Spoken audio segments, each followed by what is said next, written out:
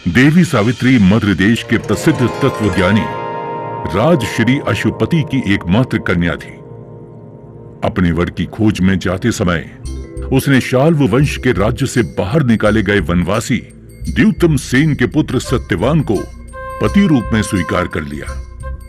किंतु सत्यवान की आयु बेहद कम थी, जिसके बारे में मालूम होने के बाद भी सावित्री ने अपना फैसला नहीं बदला और अपने माता पिता के कई बार समझाने के बावजूद सावित्री ने सत्यवान को ही पति रूप में चुना और विवाह कर अपने राजमहल के भोग विलास वाले जीवन को छोड़ सत्यवान के अंधे माता पिता के साथ जंगल की एक कुटिया में आकर रहने लगी। सत्यवान के जीवन के क्षण रेत की तरह मुट्ठी से फिसलते जा रहे थे और फिर एक दिन सत्यवान के जीवन का अंतिम दिन भी आया।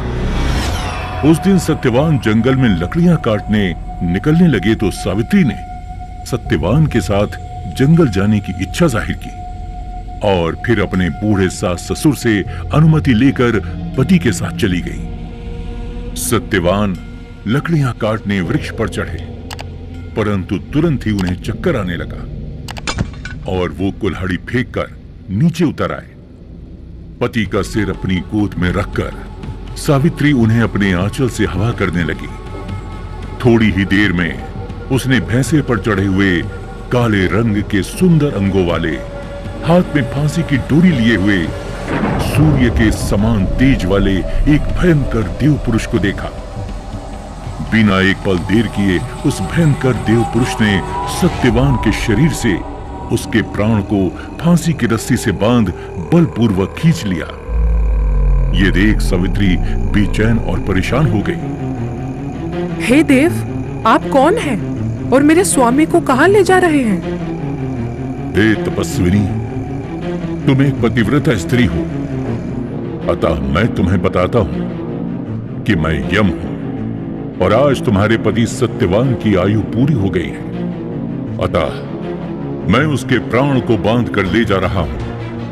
तुम्हारे सतीत्व के तेज के सामने मेरे दूत नहीं आ सके, इसलिए मैं स्वयं आया हूं। ये कहकर यमराज दक्षिण दिशा की तरफ चल पड़े। सावित्री भी यम के पीछे पीछे जाने लगी। यमराज ने बार बार सावित्री को अपने पीछे आने से मना किया, लेकिन सावित्री नहीं मानी। जहां मेरे पति जाते हैं वहां मुझे जाना ही चाहिए। यह सनातन धर्म है, इसलिए मैं अपने पति का साथ नहीं छोड़ूंगी। ये असंभव है। मैं केवल एक मृत प्राणी की आत्मा को साथ ले जाता हूं। तुम्हारी आयु इस धरती पर अभी शेष है। मेरी आयु शेष कैसे रह सकती है जब मेरे पति ही मेरे साथ ना हो? ऐसे जीवन की मैंने कामना नहीं की है।